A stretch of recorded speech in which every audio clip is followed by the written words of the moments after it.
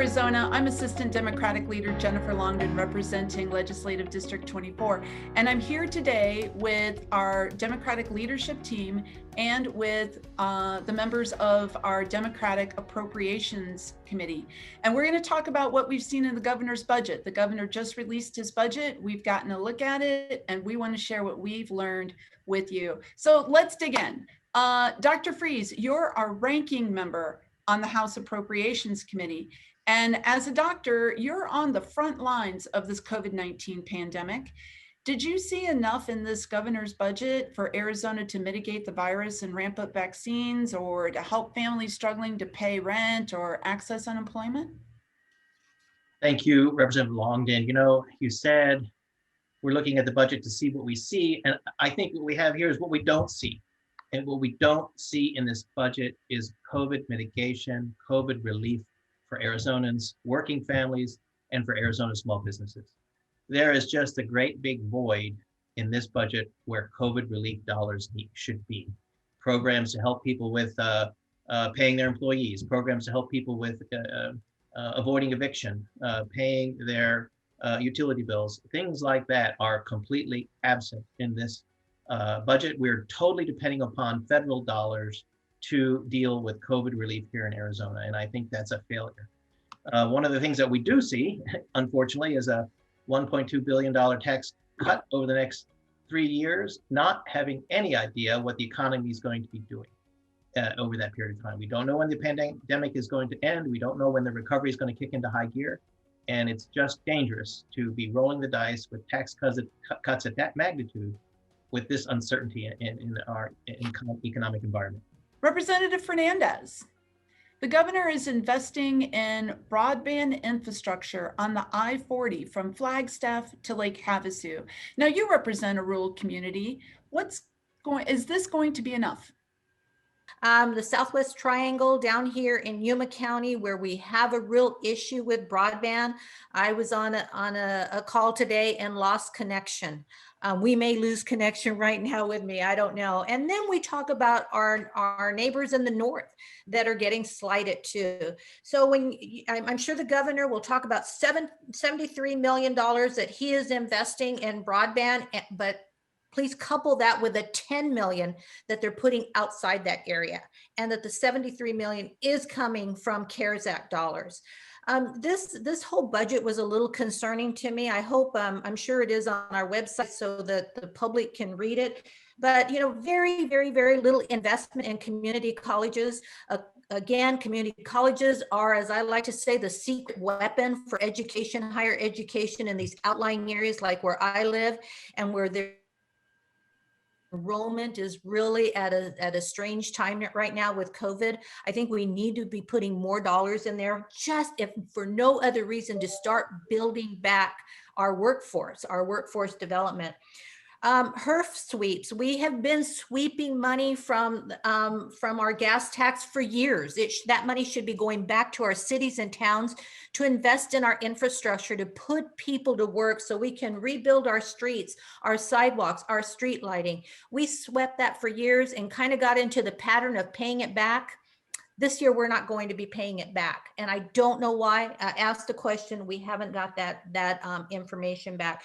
So I think we need to be diligent about what is not in the budget, but we have to also dig deep in what is in there. And remember that this is not all general fund money. This was CARES Act dollars that could have gone for planning for vaccinations. As you've heard all over the news, Yuma County has been one of the hardest hit, yet the vaccination doses are not coming here. Representative Schwiebert, you're one of our newest members. You've been here for 2 weeks, and you're now representing Legislative District 20. Welcome to the House. So you've been an educator for a very long time. So what did you see in this budget, good, bad, or ugly, for our schools?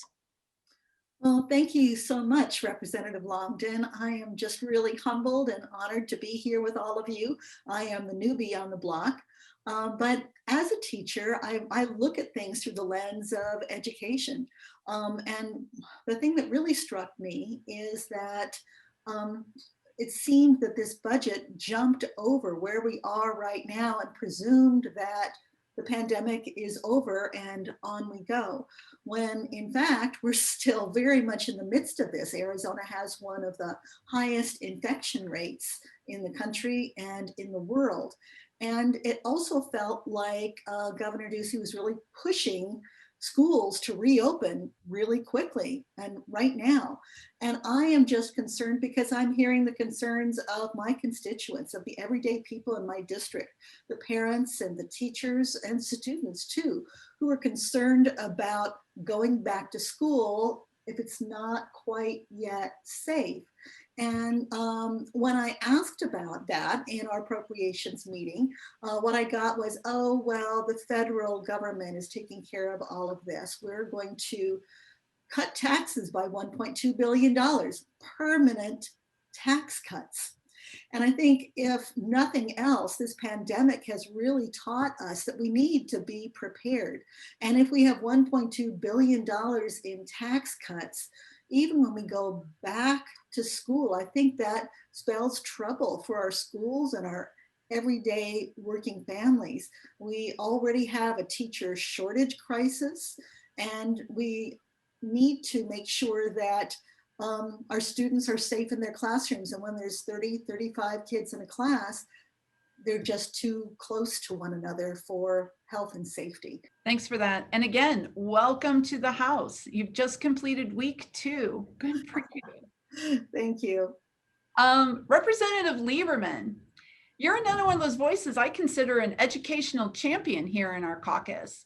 And you've looked at this budget, not only in terms of education, but you and I had a very interesting conversation too about assisted living facilities. So tell me what you see when you look at this budget. Well, I'll just echo a lot of what Representative Free said, which is, this budget isn't doing enough to tackle what by far and away is the #1 issue for Arizonans, and that's COVID. It's interesting, if you go back and look, the federal government through the both CARES Act now has spent $32 billion with a B over just the last 9 months in Arizona. That's propped up our state in many ways, including our revenues coming into the state. So no one can really say, when we asked this question very specifically when we were talking with the governor's office and our joint appropriations hearing with the Senate, what percentage of the state revenue is attributable to that $32 billion in federal dollars that have been infused? No one can tell us. There's some federal money coming to help our Title I schools, but the rest of our schools need more help.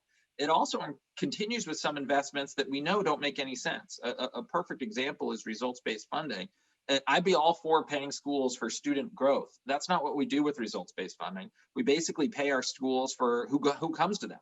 And if you're more likely to do better, the school gets more money.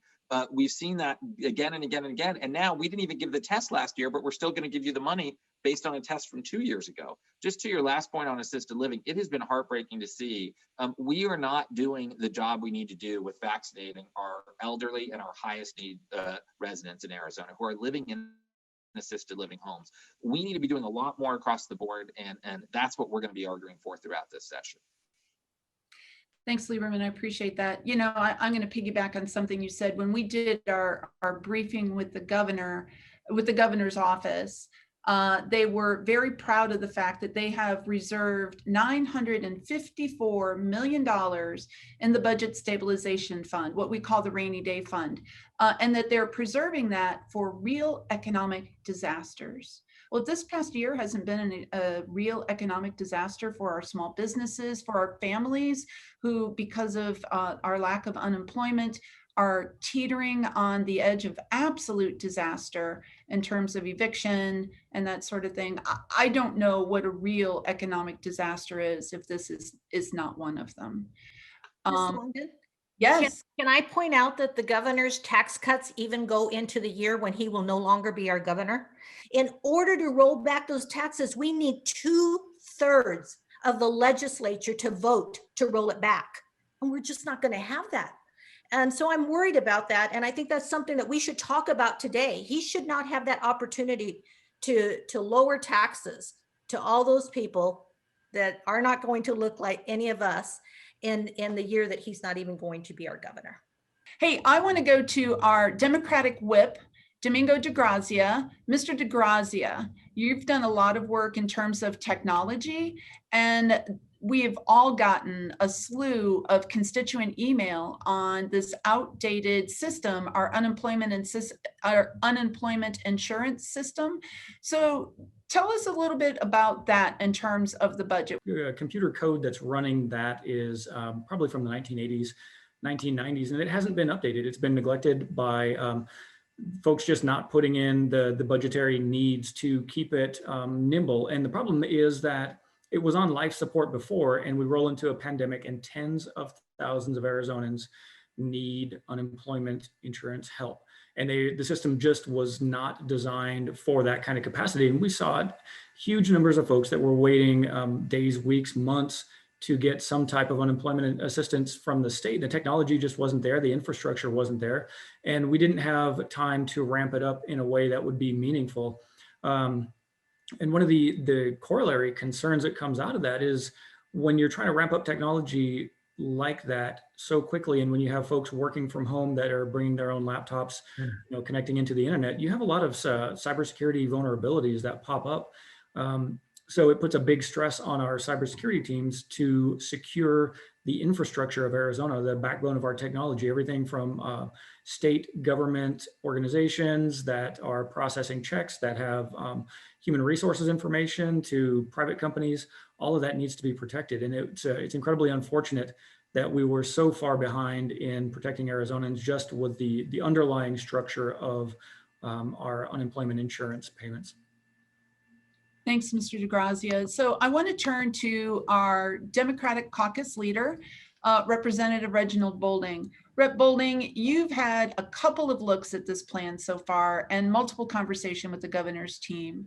What do you make of his push for $1.2 billion in tax cuts over the next 3 years? You know, one of the biggest things that we have to make sure that we are doing is tackling COVID. And it's been said time and time again. And what we know is the economy can't move until we get COVID under control.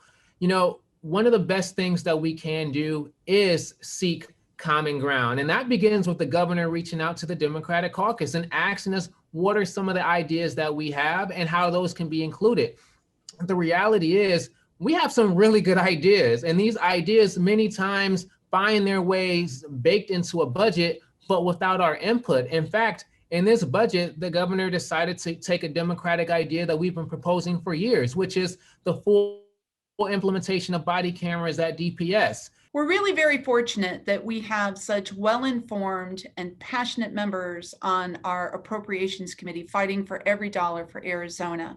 And with that, I want to thank everyone who joined us here. Democratic leader Reginald Boulding, Whip Domingo DeGrazia, our Appropriations Committee, starting with Ranking Member Representative Freeze, Ms. Charlene Fernandez, Representative Lieberman, and Representative Schwiebert. You all have been great, and as I said, you are fighting for every dollar for Arizona, and we're grateful to have you. I'm Representative Jennifer Longden, Assistant Democratic Leader, and we'll be back soon with another group of legislators to talk to you about the most important issues of the moment. Thanks for joining us, Arizona.